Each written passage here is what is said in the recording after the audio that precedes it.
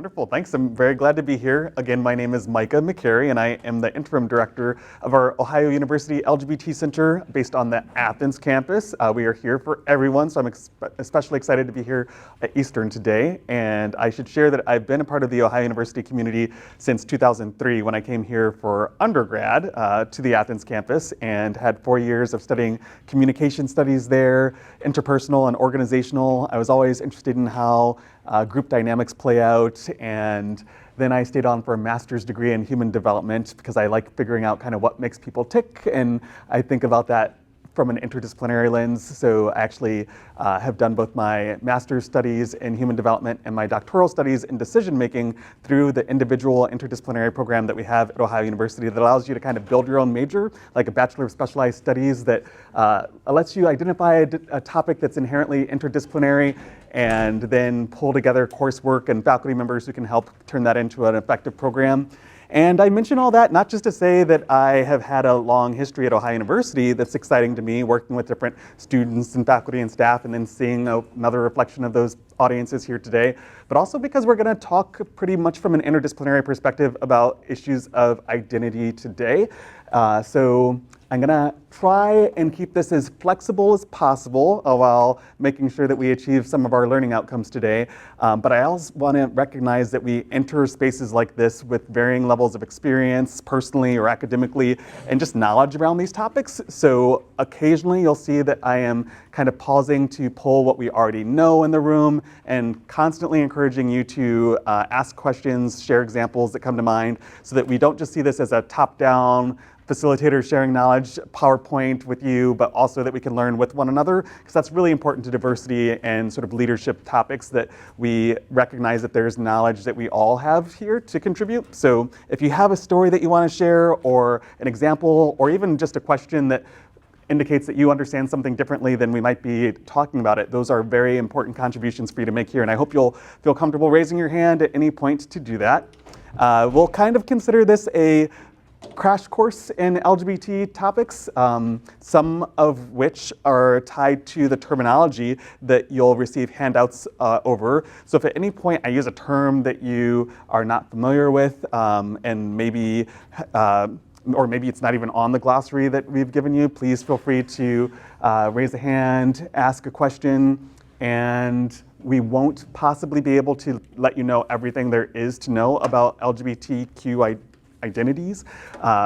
We will even need to pause very frequently to break down what all of those things mean.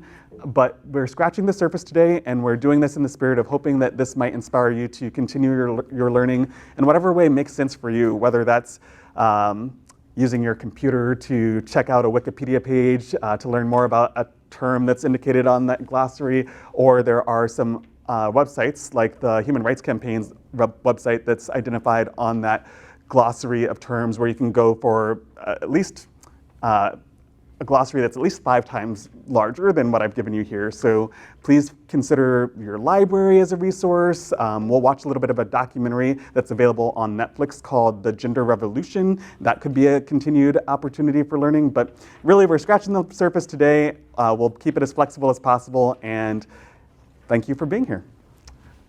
All right.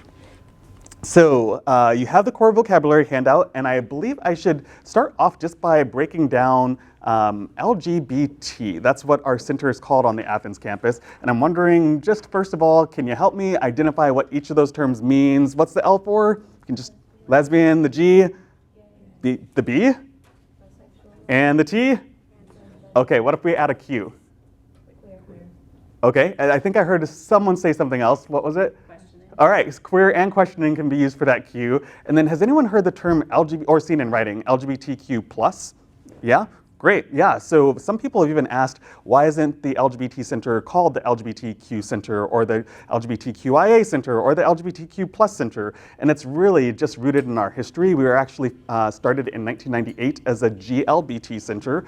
And we know just from history that we tend to privilege male experiences, and when LGBT centers were founded, the G was going first, kind of as a reflection of where the research was going, and we heard the voices of women who said, hey, right alongside these issues of sexual orientation, we need to understand that sexism impacts our experience, and we need you to hear the voices of lesbians. And I think as a symbolic gesture, many institutions decided to put the L first, and we see many called LGBT today. But then we recognize that just looking at that glossary of terms you have, you can see that there are so many identities, and it's kind of an alphabet soup where if we continue to add letters on, we'll never be done. And that's where the plus comes in, LGBTQ, Q being for queer or questioning, and then the plus acknowledging that there are all other identities related to sexual orientation or gender identity that could fall under this umbrella. We could see changes in the future where perhaps we no longer use the letters to kind of break it down as an acronym. Maybe we'll see pride centers or gender and sexuality centers, something to kind of convey that we are truly trying to be as inclusive of all the identities and issues that are part of this. But it sounds like folks have a good grasp on the core pieces of that title, LGBTQ. And now I'm going to ask for a different kind of feedback about what you already know. And I'll ask two questions. First being how much you feel you know about different sexualities that exist, lesbian, gay, bisexual, pansexual, that sort of thing. And I'll ask you to think about that on a scale of 1 to 5, whereas 5, if you felt like you knew a ton, that's great. If you only felt like you had just one conversation or very new to the topic of sexuality, then maybe you'd give yourself a 0 or a 1. And I'll ask you the same thing about gender identity and how much you feel you know about trans identities or non-binary identities. And we'll do this non-verbally, we call this fist to 5, where you'll actually use your fingers to non-verbally signal to folks around you how much you know about these topics. So I'll ask first about how much individually you feel you know about different sexualities on a scale of 1 to 5. 5, put up 5 fingers if you feel like you know it like the back of your hand, or 4 if you feel like you know a lot about sexualities. If you feel you're kind of in the middle, 3. And let's go ahead and by show of hands, what do we know? How much do we individually know about different sexualities? Okay, so I'm gonna I see some 4s and some 3s and some 4s and some 3s and a 2 and some 3s, 2s, 2s, 4s, 3s, 2s, 2s, 4s, 3s, 3s, 5, 2, 2, 2. Okay, so that's where we are with that. And then let's think about different gender identities. If we were to ask that same question about how much we know about gender identities, what would we give ourselves? 5 is like, I know a ton. Let's, by show of hands, how much do we know about issues of gender identity? So I see 4 and 3 and 2 and 2 and 3 and 3 and 3 and 4 and 2 and 3 and 3 and 1 and 2 and 2 and 2s and 3s and 2s and 4s and 2s and 5s. So just from that quick, rough assessment, I would say we know in this room a little bit more about different sexualities than we do gender identities, and that's absolutely fine. I see that as a trend often, but I'm also always pleased and envious because I feel like the college students today come to school knowing a lot more than I did about these topics when I started undergrad in 2003. So that's pretty neat. And again, I will say that if you know something that you can contribute to the conversation, please go ahead and do so. All right. Any questions right now? All right. So I mentioned that we're going to scratch the surface today. It's not about becoming an expert. It's about creating a visible network of support for LGBTQ individuals. So we're hopeful that this will really not only inspire you to do some learning, but hopefully that you'll be able to learn some things from this presentation that you can put into action when it comes to supporting people you may currently know to be LGBTQ, or you may know in the future. And if you have any requests for advice about specific instances you might encounter in the classroom or with a friend, whether it's about coming out or using gender pronouns appropriately, all of that is fair game. We like to establish this as a safe space where you can ask any questions without feeling stupid, because we don't always have the space where you're already given permission to make mistakes, and know that we would rather you do that than to maintain the silence that is often associated with these topics. So I mentioned pronouns as something you might ask for help about, and I use the pronouns he, him, his, and I'm curious, who's never been in an environment where someone has volunteered their pronouns? Perhaps what I just said, that I'm Micah and I use the pronouns he, him, his, could sound unfamiliar to some. Has anyone never, or is this the first time anyone's hearing someone use their pronouns in an introduction? Okay, maybe just a couple of us. So we're seeing that become more and more of a common practice, and I'm wondering if anyone can tell me why that might be. Anyone brave who's willing to start the conversation with us? Why might some find it helpful to share their pronouns in their introduction? Could be any number of reasons. Well, to help break the ice, I'll share, I started using my pronouns first in my email signature because my name is Micah, and I've met both men and women who've been named Micah, and sometimes it was just helpful to clarify up front that those are the pronouns I use. And our assistant director in the LGBT Center, his name is Jan. He's from Germany. His name is spelled Jan, and as you can imagine, a lot of folks read that and they say Jan. Has anyone heard about preferred names that people might use instead? Okay, see some nods. That could be because the name that you were given you just didn't like and you always wanted to go by a nickname. You could be an international student who finds it cumbersome for people to learn the correct pronunciation of your name, and you might use a preferred name there. Both preferred names and pronouns are important to think about for a variety of reasons, not just those that I just gave, but also because someone might have an identity that's different from that which they grew up with. So trans identities are an easy example where you might understand that if someone used the pronouns he, him, his before they came to terms with their sense of self, they might then need to communicate to others that they're now using the pronouns they, them, theirs, or she, her, hers.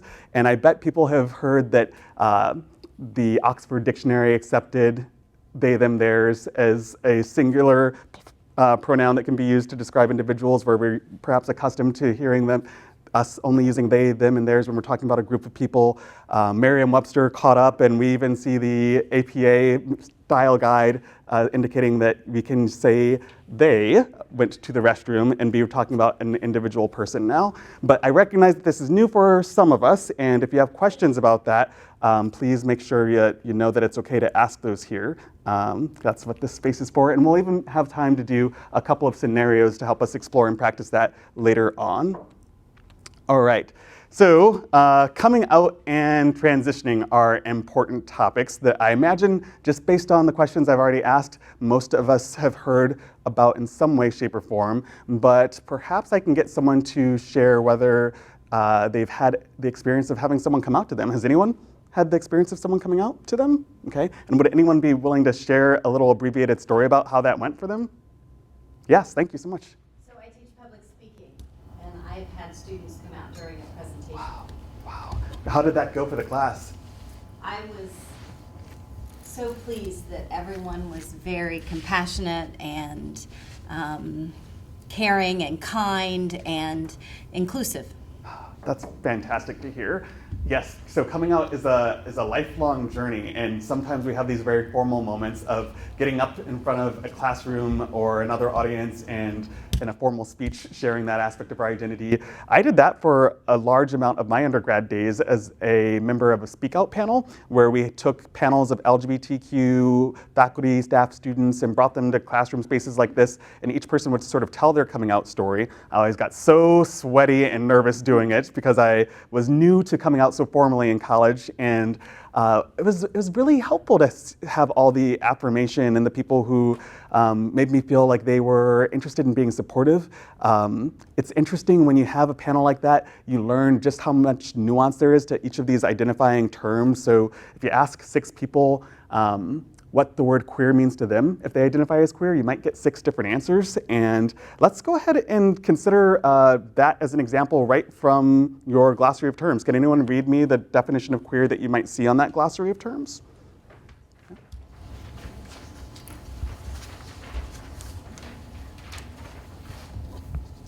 Thank you. Do you have any more of those handouts? Extras, yeah, thank you. I'll grab a couple right now. Thank you. Thank you so much. Anyone willing to read that definition of queer for us?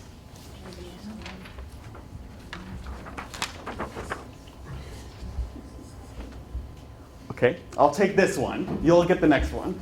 So queer, this is a catch-all term for any sexual orientation that isn't straight and or any gender identity that isn't cisgender. The nuances of one's sexual orientation and or gender identity can be difficult to express concisely, so many people use the word queer. the word queer was once considered a slur, so it's important to check in with people about whether or not that's a word that they're comfortable with. Honestly, we tend to just encourage folks to use whatever identifying term folks use when they introduce themselves if they do share that with you. So if they say that they identify as queer, even though we know that historically that term has been used in a derogatory way, we respect the right for people to identify as they wish to, and we recognize that the context has changed. So this definition comes from the field of queer theory, and I remember learning about queer theory for the first time in college when I took a course on social theory. And I learned that queer could be used to just sort of give shorthand to don't assume that I'm heterosexual, or please don't make assumptions about my gender identity. I liked that for myself because although I knew I was predominantly attracted to men in college, I had a high school girlfriend for a short time during my senior year, and we talked about sexuality in our friend group pretty fluidly. And I remember for a high school psychology project where we were even imagining sexuality as existing on a continuum, we went around asking people where on a continuum of 0 to 100, if 100 was entirely heterosexual and 0 was entirely homosexual, where would people fall? And I even remember my high school girlfriend at the time saying that she'd be 75% straight. So predominantly attracted to women, but incidentally, perhaps she'd have a same-sex experience or a same-sex attraction. And I think that was before I adopted any term for myself, but when I heard queer in college, I liked it because it meant, instead of sort of saying that I was predominantly gay, but I had this one girlfriend, it was complicated, it was like, okay, let's just go with queer. That'll be shorthand for don't assume, and then if you get to know me well enough, maybe I'll unpack this for you. So queer I liked, and then my mom said, no, Micah, don't use that. Like, people will make fun of you, they're not gonna understand this academic context for it. So Mom, if you see this video, forget that I mentioned that. But I actually didn't end up sticking with it because it wasn't really catching on. I just felt it was an easier thing to go with gay, and that's an interesting term too, because we know the term gay has been used to describe same-sex attractions experienced by men or women.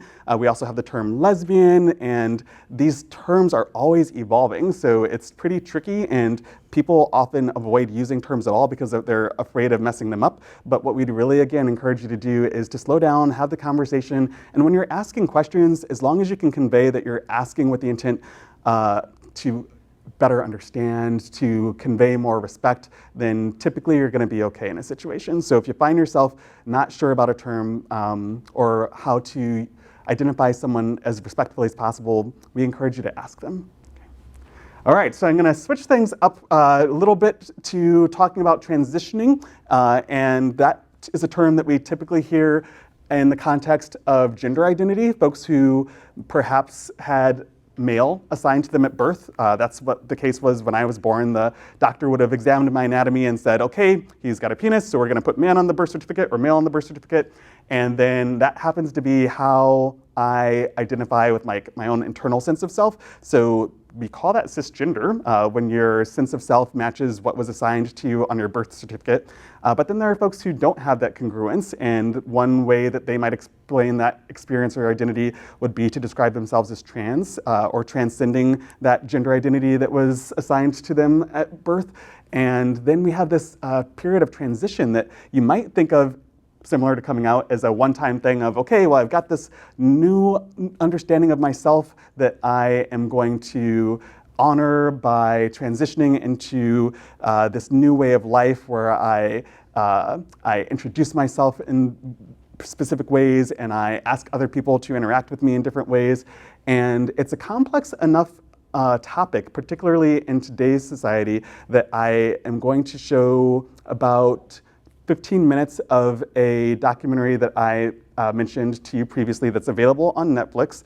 The journalist Katie Couric, some of you might have heard of, does a really great job bringing that interdisciplinary perspective to highlight some identities that have really been largely invisible in our society, not just those of trans individuals. And we, in the United States, honor the month of November as a Trans Awareness Month, or we're currently in the midst of Trans Awareness Week, even with the Trans Day of remembrance for November 20th. That's Wednesday of next week. And we do this because we don't often hear or see these people who identify as outside of a binary of male or female in the static way that we tend to talk about it.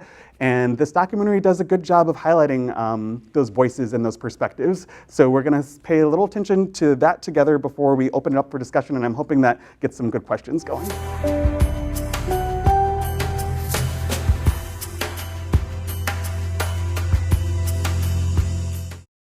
At 30, when he looked at the birth certificate, that his life could have been very differently if his parents had not made that decision for him. Anyone have any emotions come up for them with that point? Just the dishonesty that's there. Typically people, if there are secrets within a family, people feel those secrets even if they're not, brought to light. So in addition to feeling that kind of internal struggle within himself, there was also always that thing that his parents were keeping from him that he didn't know what it was. Thank you so much for that. And psychologists have a term, gender, oh my gosh, just went in my head. What am I trying to say, everyone? Gender dysmorphia. So when you have this awareness, perhaps subconsciously, that your external physical appearance does not seem to match your internal sense of self, it can really lead to these feelings of conflict. Sometimes people grow to even resent these shells that they don't feel accurately reflect who they are, and you might hear of some of that stress manifesting in self-destructive ways through mutilation, or we know statistically that there are higher rates of mental illness and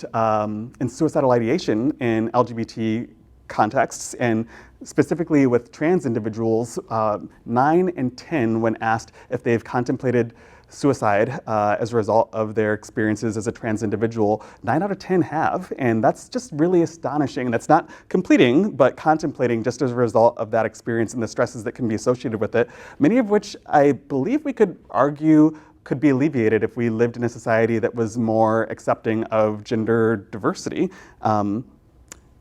Any other thoughts about those experiences? Yeah. I imagine that maybe somebody might be having aha moments, like, this makes sense now, why I feel this way. Right, and that could be a powerful celebration of identity, of finally it makes sense, and we heard some of that in the documentary as well. So hopefully we'll continue to see advancements in the visibility, but also in the sort of medical ethical considerations with this.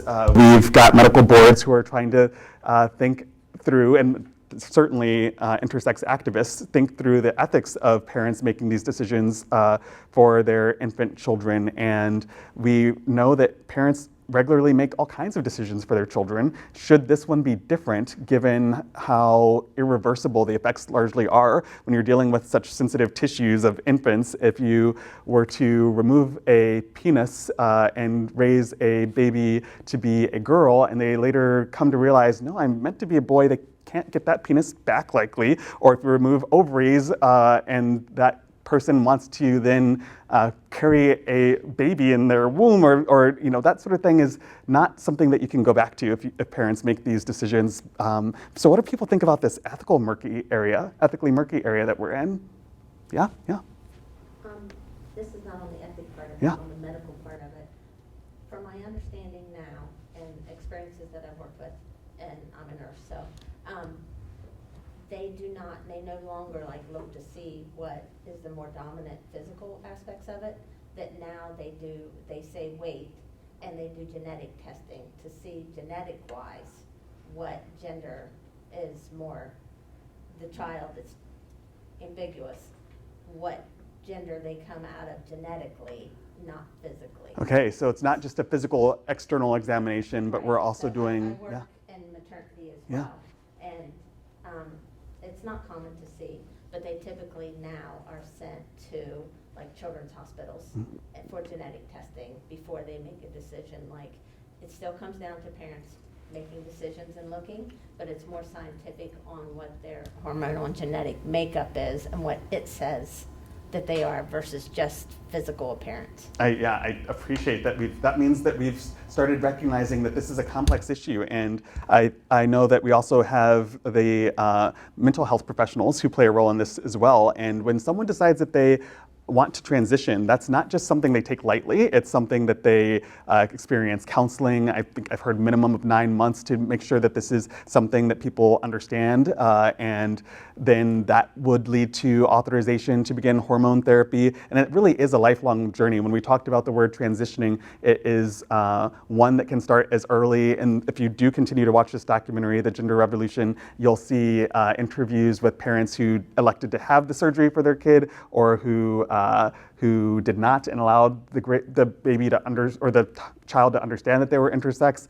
But it plays out in a variety of ways, and I would encourage you to check that out. There's one child who at 4 years old is saying, no dresses, this is not really what I want at all. And so it's also talking to the kid too, and thinking about there's some medical dramas some of you are familiar with that examine this through more of a fictional lens, like Grey's Anatomy and Private Practice or House MD. They also have episodes where they're mostly looking at adolescents who are for one reason or another becoming aware of the fact that they had some medical history that explained their gender dysphoria. And once they find out about it, then they are often faced with this quandary of, how do I feel about the decision my parents made, and then what do I want to do with my life moving forward? Because a lot of this stuff is about living our lives in the ways that make us feel we're being most truthful to ourselves and being as authentic as possible. And that's what we know from a psychological lens leads to the most flourishing for individuals, regardless of sexual orientation or gender identity. If we can really be ourselves and feel accepted in our communities, then that's going to be something that helps us across the board in all dimensions of well-being. So we're going to hop back to that PowerPoint that I was reviewing earlier. And again, if anyone has questions, please feel free to interject. What I want to make sure we have time to explore for a moment before we do some work in small groups is the difficulty in making sure that these educational workshops don't become pity parties for LGBT individuals, because we do have to recognize that there are a lot of hardships and challenges folks face, but there's also a lot of strength and resilience that you see within the LGBT community, and a lot of progress from different activist efforts and policy and law. So we'll talk about some of those, and you'll see some of them highlighted behind me. Some of the victories that conversations on sexual and gender diversity are becoming more and more common, so that invisibility of identities that I spoke of earlier can actually be addressed by just having folks in this room know that diversity is more complex than perhaps we were educated to know and understand. Discriminatory law practices have decreased locally, nationally, and internationally. Some examples including the repeal of Don't Ask, Don't Tell, marriage equality decision, statewide conversion therapy bans. Can anyone tell me what conversion therapy is, based on their understanding of it? Maybe you've seen it portrayed in a movie, or yes? It's the belief that you can change your identity by going through therapy. Yeah, thank you very much. And as I mentioned earlier, the American Psychological Association has not viewed any kind of sexual orientation, homosexuality, bisexuality, or gender identity, trans, or being gender fluid as mental illnesses, although that's how they used to be classified. So that means when people are going through conversion therapy in this day and era, it's likely not to be a licensed clinician from a psychological or psychiatric background, but we do see it still come up in some religious contexts. And there's an organization called Campus Pride that actually evaluates how LGBT-friendly different colleges and universities are. And I learned that they also maintain what's called a shame list. And when I saw that, I thought, gosh, that's a very loaded way of critiquing how LGBT-friendly a campus is. But I learned that it's not about whether or not you have an LGBT center or policies that make it easy for students and faculty to indicate their pronouns or their preferred names. But those institutions that are still on the shame list are those that still have policies that force students into this therapy, this conversion therapy, as a means of correcting what they see as a problem in their development. So some methods might be to have, I identify as a gay male, and if I were going through conversion therapy, it might be that I am asked to watch a bunch of heterosexual porn, and maybe that's gonna help mitigate these homosexual tendencies, as it might have been called, or maybe I'm snapping a rubber band against my wrist to inflict a little bit of pain anytime I have a same-sex thought. You can imagine these things can be very hurtful and destructive, and that they would cause a person to not adopt that sense of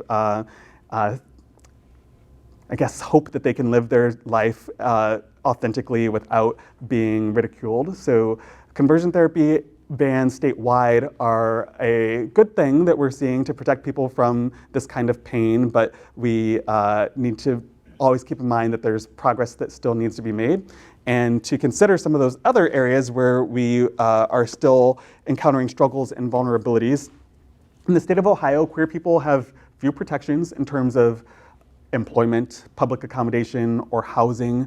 And we've probably learned about housing discrimination in a variety of contexts. Perhaps you've heard of the example of someone with an accent that indicates that they might be, say, an international student or community member, and they're looking for a house, and they inquire as to whether it's available, and someone picks up on the accent and they don't like it, so they say, no, the place has already been rented or it's not available. Sometimes the same thing will happen based on someone's if I called someone up and they said, well, his voice sounds kind of gay, I don't think we like him, or my gender expression, which can be conveyed through my clothing or my mannerisms or my vocal intonations, or how I style my beautiful, luxurious hair or my makeup.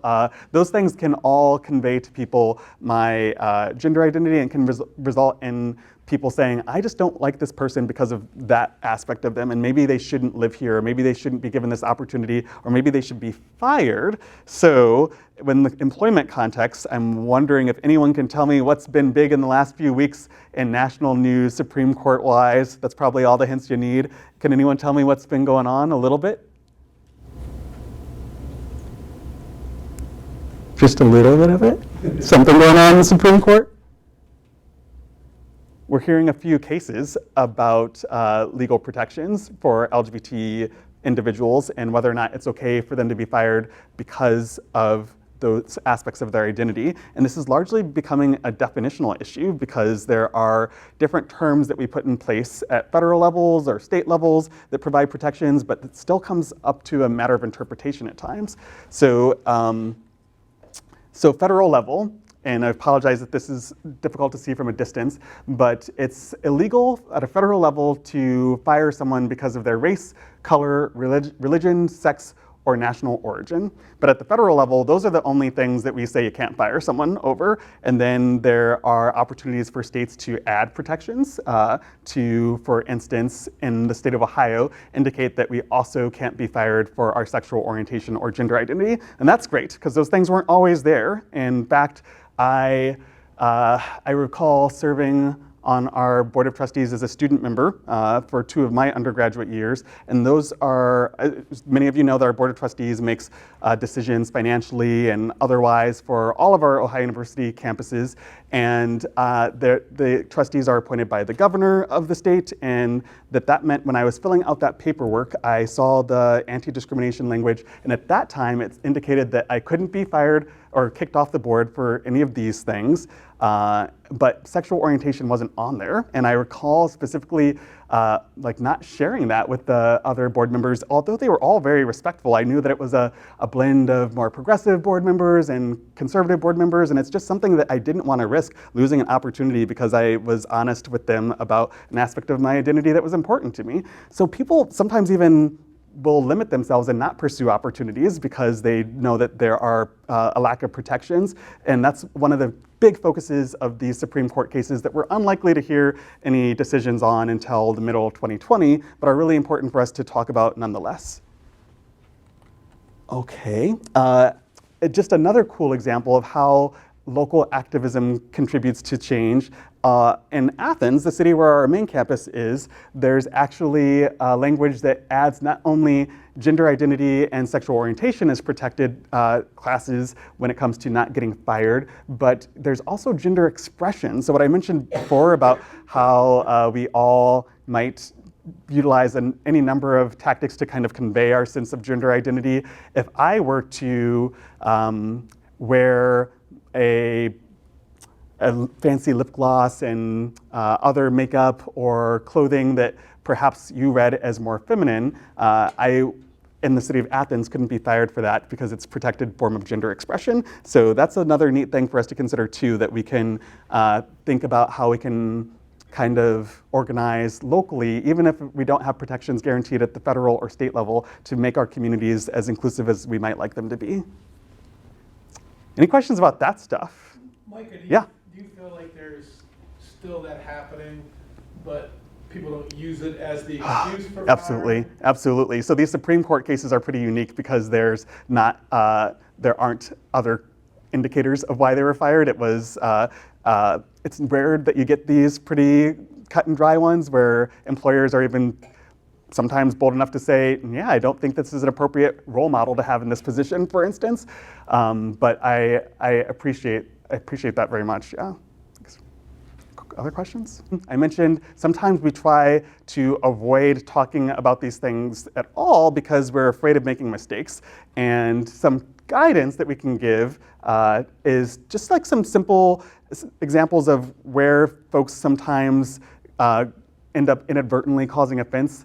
The first example is to refer to an individual as transgender or trans, and instead of transgendered, which kind of sounds like something happened to them. And a lot of these are kind of just nuances and connotations that these words have.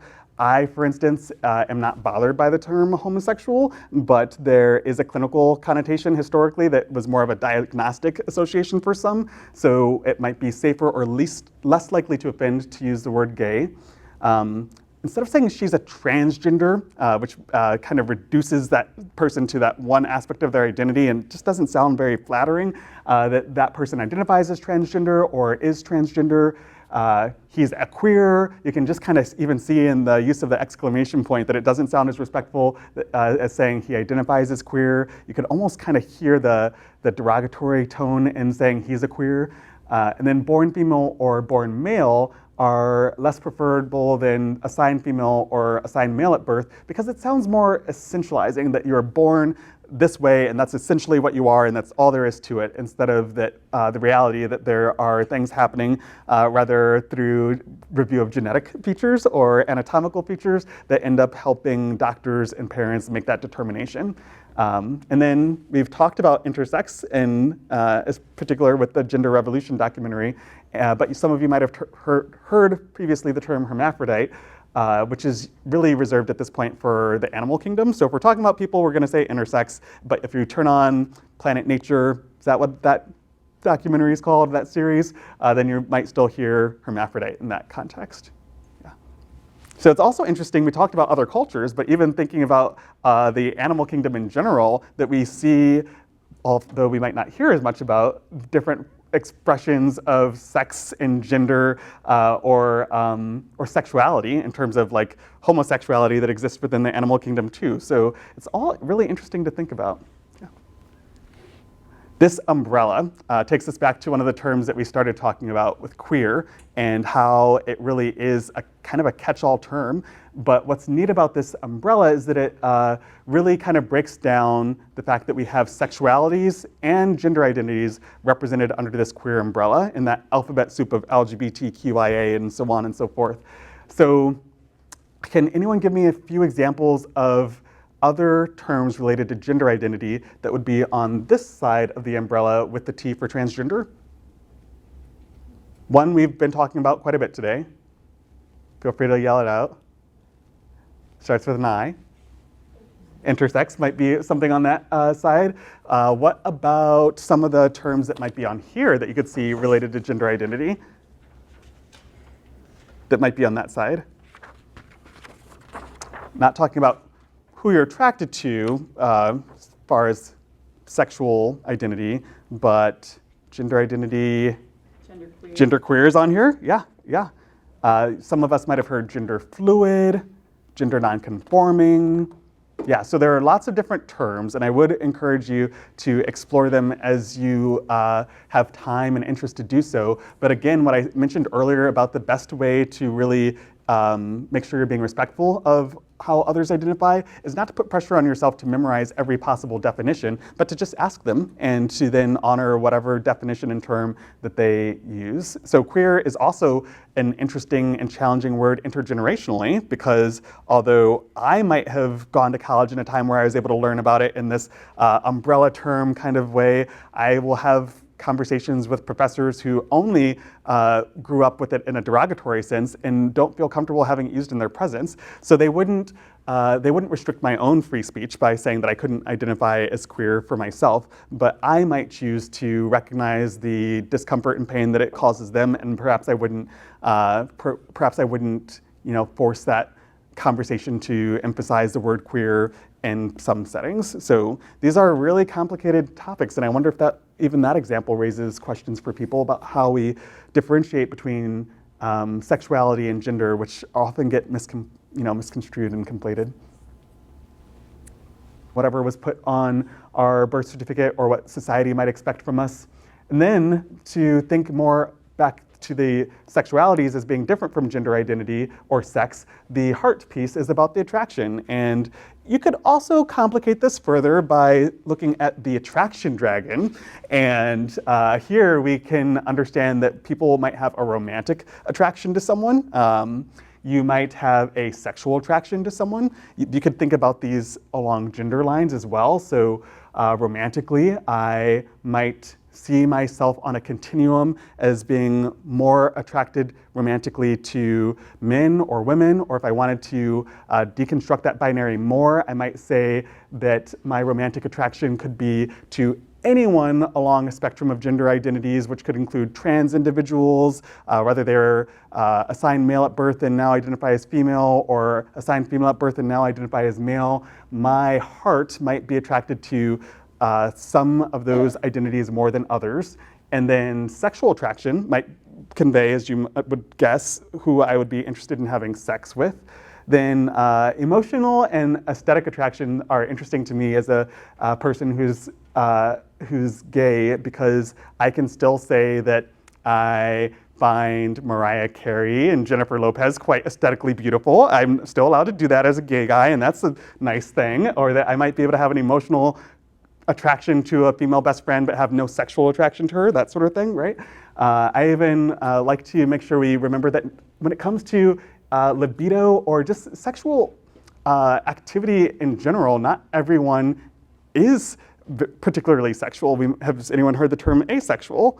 And there's like a whole spectrum of identities here. I recall working with a staff member who shared that although she identified as asexual, she still had emotional crushes on friends, and so that she didn't confuse folks by using the term crush and making them think that there was some potential for a romantic or sexual relationship, she would refer to them as her squish. And that was her alternative to crush. It meant I'm emotionally attracted to you, but there's never gonna be something sexual or romantic there. So it really is about hearing people's individual stories and how they identify and what terms they like to use in order to feel respected. And then recognizing that those terms are often fluid. So it just gets really complicated. And when you think about these things from an intersectional perspective and consider how our race or nationality all combine with these identities as well, it gets even more complicated.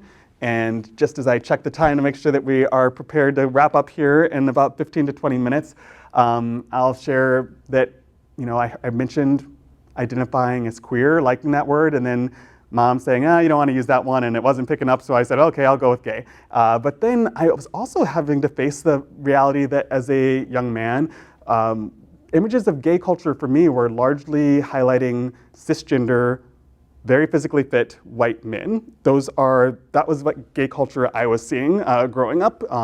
If I did see it on a cover of a magazine, that's typically who I saw, or on television. Now we're seeing a great deal more diversity of representation in the media, but we also see some disproportionate experiences when it comes to looking at racial minorities and gender minorities within an LGBT context. So there are a number of African American individuals who might think of the word gay as being so closely attached to gay white culture, that they might use the letters SGL to abbreviate same gender loving as a way to sort of further separate their experience or highlight the experiences that they have as being different from others. And you might say, gosh, that sounds like very divisive and problematic. And it's interesting for me to analyze through personal narrative, because I can think of my experiences first going on to online dating websites in college and finding that these isms, sexism, racism, they're still alive within the LGBTQ community, because I was probably being naive and optimistic that if you understand one feeling of being oppressed or marginalized in society, that you'll be sensitive to them all. So I was particularly, very disappointed when I saw in guys' dating profiles that they would say no fats, no femmes, no Asians, or in some cases, whites only. And I'm thinking, okay, so this is like 2003 to 2007. I thought we were kind of past this way of thinking, or hopefully that within this LGBT context we'd be free of those sorts of things. But we know that we're not. That as a society, these isms are something that we all have to think about and think about how we are leaving people behind and what we need to do in order to correct that. So I think it was helpful that we had a LGBT group for students of color when I was an undergrad, and we were able to talk about some of those experiences with racism even within the LGBTQ community, and then not as a separationist sort of mentality, but as a way to then figure out how do we advocate for ourselves and help others advocate for us as well. And when it comes to those difficulties that we see, so in the state of Ohio, queer people have few protections in terms of employment, public accommodation, or housing. We talked about that one, but the two I wanted to come back to were that if patterns persist, 1 in 2 African-American gay men will contract HIV in his lifetime. This is a more, like, it's from the CDC, and this highlights more of an issue systemically in terms of how African-American men in particular are receiving education about these sorts of topics, and where we're living and what kind of healthcare access that we have. And then even just sociologically, I know from personal experience that there are forms of toxic masculinity that operate across society, but there are particular forms of Black masculinity that are applauded and then others that are shamed. And being a gay Black male is not one that we see as often, or a person of color who's LGBT at all, as celebrated. Perhaps you receive even more of a stigma, some might add. Trans women of color, and I mentioned that we'll be honoring those lost lives nationwide on Wednesday, November 20th, as part of a Trans Day of Remembrance, but to acknowledge that the average life expectancy of trans women of color is now 35 years old. And if you were to check for the current stats on average life expectancy for, say, a white woman in America, I think you'd see like 74 years old, and for a white male, like something like 71, 72. So can anyone here offer an idea as to how or why it could possibly be an average life expectancy of 35 for a transgender woman of color? Any ideas? Suicide. Murder. Yeah, top 2 reasons right there, and they're not pleasant at all to think about. And then why don't we know about this? Why aren't those stories highlighted more often in news? It's because these intersections of identity really do matter, and we have to recognize the ways in which our attitudes toward people of color or trans people or poor people are all like interacting to highlight what experiences we hear about and what we don't, and then what we have the opportunity to try and change and improve. So I am going to pass around some scenarios while I invite questions about anything we've covered so far. If you get more than one sheet, if you could just take one and pass them back, that'd be great. And then we've covered a lot of ground in our time together. Yes, questions? So why are we still asking prospective students or students that apply if they're now students? Yeah, that's a great question. It's largely tied to funding. So we track enrollment largely to make sure that we are being in compliance with diversity expectations when it comes to enrollment. Like we are, sometimes funds are tied to what kind of enrollment that you have, and if we stopped using the same measures that the state or federal government requires, then we wouldn't be able to really function as a public university. A more private example I can give is that one of the chapters of a Rotary Club I've interacted with had some trans students who are interested in getting involved at the college student level. And for those who don't know much about the Rotary Club, historically it started off as just men, and then they, in the 80s, started admitting women, or allowing women, did you need some more? Raise hands if you didn't get enough, thanks. So Rotary Club started allowing women in the 80s, and these trans students who were kind of critiquing their membership or interest intake form were saying, hey, you only have male and female on here. Could you perhaps add, at minimum, other? Other isn't even all that flattering because it just is very othering, but at least you could write it in and acknowledge that it's not that binary. And then the response given was that, hey, we only added male and women as two different options in the 80s so that we could start tracking our efforts to get more women into the Rotary Club. Now you're asking us to add another third box? Like, that's a lot. So there was an interesting piece there where they were kind of thinking about how much they could push the organization at that time, and that it was already enough of a push to acknowledge their efforts with gender equity in that kind of arena, and that they weren't quite ready for a third box to be added to further complicate waters. So I think sometimes it's like about people wanting to keep things the way that they always knew them to be, and a lot of our forms, including at a place like Ohio University, are still going to reflect the binary in terms of like male or female. And I remember spending a summer project working in housing residence life on our main campus, going through documents, and anytime we see he/she referring to someone neutrally, that we fortunately were able to use Microsoft Word's Control F as your friend, file, find, and replace, so that you could just change that to the student instead of he, she, because sometimes we gender unnecessarily, or to get our students who are answering the phone to say, in response to a question from a parent, is your son or daughter living on East Green or West Green? They could just say student instead of reinforcing the notion that everyone identifies as male or female or son or daughter. So it really takes time, I think, to change. The more institutionalized it is, and I don't think it gets much more institutionalized than when it comes to forms and figures at different levels, but I do think that we're starting to see change.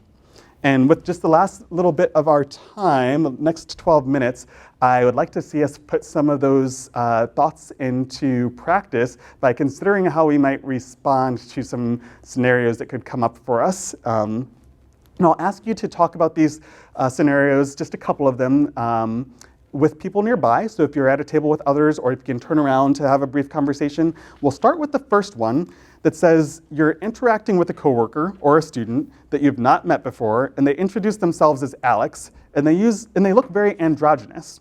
You're not really sure what pronouns to use. What should you do? And for those who might not be familiar with the term androgynous, really just think of it in terms of you're not going to be able to get a clear read on what you might consider to be male or female just from looking at them. Perhaps it's more of a neutral presentation, or you're seeing elements of masculinity and femininity as you've traditionally known them. So you don't know how to read this person. They tell you that their name is, did they tell you Alex? And that you're not really sure what pronouns to use. What should you do? Please just take a minute and talk to those nearby and share some ideas.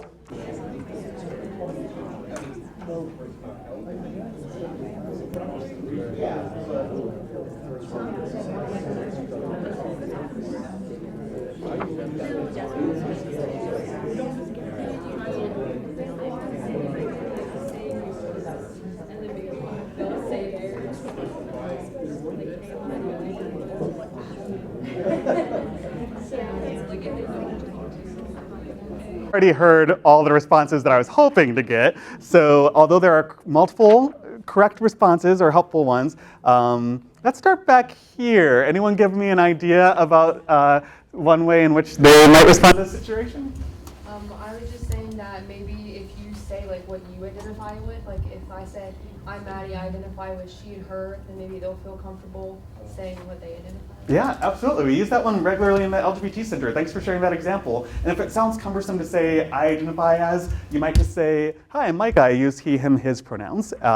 And sometimes you might even find that you have the opportunity to refer to it on a name badge, or perhaps it's in an office setting where you can point to a sign that you have about inclusive practices, and you can say, you know, in this space we like to make sure everyone feels as respected as possible. If you care to share your pronouns, we welcome that. Mine are he, him, his, that sort of thing. And in our LGBT Center, we often find that that disarms folks and then lets them feel comfortable sharing their pronouns if they wish to do so. And then sometimes they don't, and we then will just, what might you do if they don't want to share their pronouns? Yeah, you got it. I know you do.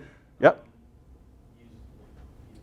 There. Yeah, so there, you could go that route, but you might also just ask them what their pronouns are, and that could be a tough thing to do if you want to avoid putting them on the spot in a public setting. So sometimes we would recommend making sure that you have an opportunity to do that one-on-one, and to go ahead and just provide a disclaimer and share that please know that you don't have to share if you don't wish to, but I am wanting to be as respectful as possible in my communication with you if you care to share your pronouns, or just to say that I forgot the third example I was going to give there. Well, so there's asking them in private, giving them the indicator that you are sensitive to pronouns by sharing yours. And then I think let's go to the second one where we might find some additional strategies we can use. You've noticed a fellow staff member making comments that are subtly homophobic and transphobic, which are making you and others uncomfortable. You're unsure if this person realizes that what they're saying is problematic or not. What might you do? Let's go ahead and do this one together. Anyone have thoughts that come up immediately? Or maybe you've even been in this situation. You're not sure if they even know that they're making, what the things that they're saying are problematic, homophobic, or transphobic. What would someone do? What would their thoughts be? Yeah. Well, it seems though the appropriate thing would just be to call them out on it. If they're being rude, and just let them know. Okay, the so impact that they have. would you suggest doing that one-on-one or right there in the moment? Well, it depends on it. Just how serious the situation was. It really, I agree. It does depend. Did you have something to add? I Yeah. say confront. I was going to be more Yeah. confronted. Yeah. But yeah. Sure, and we know that sometimes being confronted in a public space, like in a meeting, can make people lose face and maybe they'll get defensive. So it does depend a lot on the relationship. If you want to pull them aside and say, hey, I don't think you meant it this way, but you could ask what they did mean. And I've seen this Yeah. in a classroom situation where I didn't necessarily confront them right in the classroom. Yeah. But I pulled them aside and said, look, do you realize what you're doing here? Yeah, so And sometimes they say yes, and sometimes they say no. yeah, we might offer the advice of seeking first to understand and then be understood, so that it's less likely to make them defensive. So if you want to ask a question, a clarifying question of, you know, I wasn't sure what you meant by that, that could perhaps get them to reveal whether or not they were being intentionally bigoted, or if they were truly unaware that a word like tranny is no longer considered socially acceptable, that it has a derogatory connotation, and maybe they just didn't know that. So yeah, we think that using I language is also helpful if you want to let them know right off the back that you were offended. Just say, that really upset me, or I am offended when I hear that kind of language. That can be particularly helpful when it's coming from someone who perhaps in this scenario does not identify as LGBT. Hearing it from an ally can sometimes be more powerful or persuasive than hearing it from a member of the community. Because if I say that, you know, like I'm taking issue with something that comes across as homophobic or transphobic, some people will write me off and say that I'm just advocating for myself or for my people. Whereas if it comes from someone who does not identify, they can almost say, gosh, it's even offensive to you, and you're not even part of this community. So it gets tricky, and it really does depend on the situation. I've even heard strong arguments for why it might be appropriate for addressing right in that moment, depending on the severity. Or is this the third time they've said it and they're not getting the message from the one-on-one conversation? Or is it a team dynamic where you've already kind of established that when these things come up, you're going to address them as a team, and perhaps you can refer back to some earlier team agreement that you drafted where you said that you wanted to make sure that everyone felt respected and that you were using inclusive language. if you have a leadership role on that team, you might feel you have more of a responsibility to pause things and remind folks that, hey, we said that we were going to really work on using inclusive language, and Bob, you may not have intended it this way, but I would like for us to consider what just happened as an example of how we can refocus on this goal. And if you feel like you've got the team dynamic where you can have a good conversation, then perhaps that's the best way to go. Any other thoughts about that one? I will pull your attention to this last one. A staff member shares at a staff meeting that they are trans and would like everyone to use a new name and pronouns, they, them, theirs. While everyone at the staff meeting is very positive and affirming in the moment, afterward there's a lot of confusion and hesitancy about how to proceed. People aren't sure how to let others know, what to do when they mess up pronouns or names, what other types of support the person might want or need. How might you proceed? Any ideas? What's that? Research. Research, okay, all right. So what form might that take as you imagine it? I mean, just sort of academic, Yeah. it could involve reading up on it. Okay, so I think having a foundation of knowledge is helpful. Other thoughts? Yeah. I guess I'm thinking if they chose to share this, then asking them seems like a safe place to go. Just sort of, what do you mean? Yeah, we think that individual approach is even more effective than trying to. I think that the danger in turning to a textbook or a website might be that the advice they give is going to work for someone else, but not for this person. So anytime we can empower a person to share their needs directly is going to be the way that we would encourage you to go. And in this case, that person might say, you know, I really felt comfortable with this team, but the broader organization, I would actually really appreciate it if you could help me share that this is what I would need to feel respected. Or they can say, I can speak for myself, and I would really rather it not get lost in translation from a game of telephone, and please allow me on my own time frame to let people know. So there are a lot of benefits to just asking them specifically what they would like to feel supported, and that will also decrease the likelihood of you overstepping and inadvertently speaking for them when they would prefer to speak for themselves.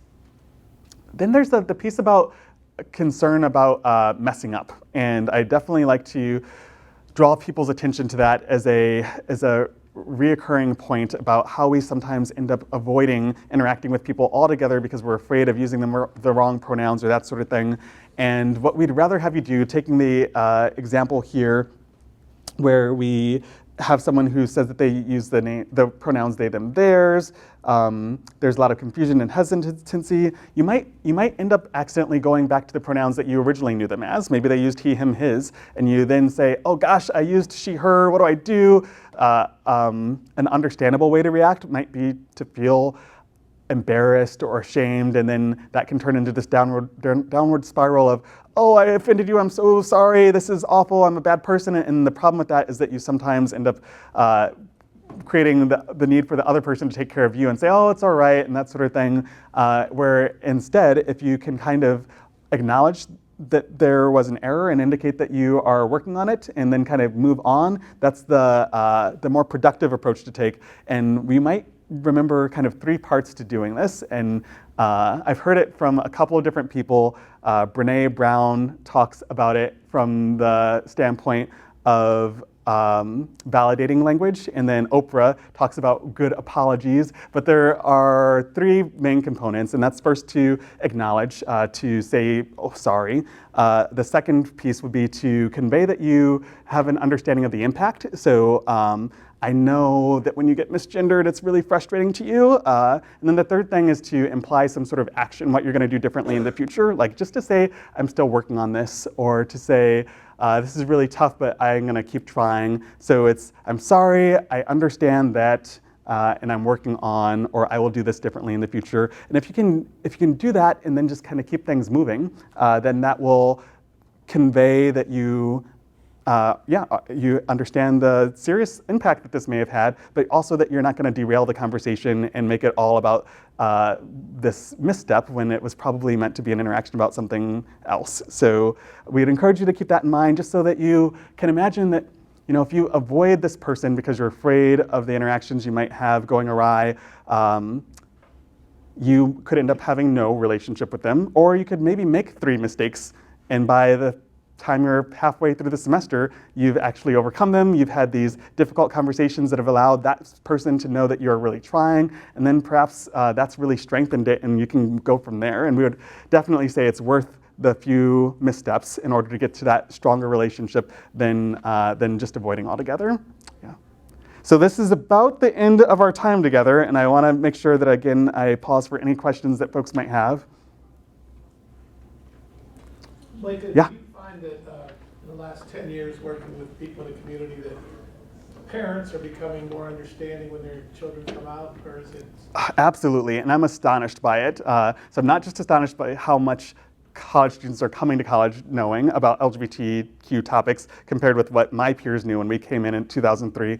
But I had, and the staff of the LGBT Center had so many heartwarming moments with parents and students during Bobcat Student Orientation this fall who many of our first-year students who visited were already transitioning and on hormones, and others were anticipating doing that as part of their college experience. And it was always really wonderful to see the parents who could be so affirming that they visited the LGBT Center with them and wanted to know all the resources.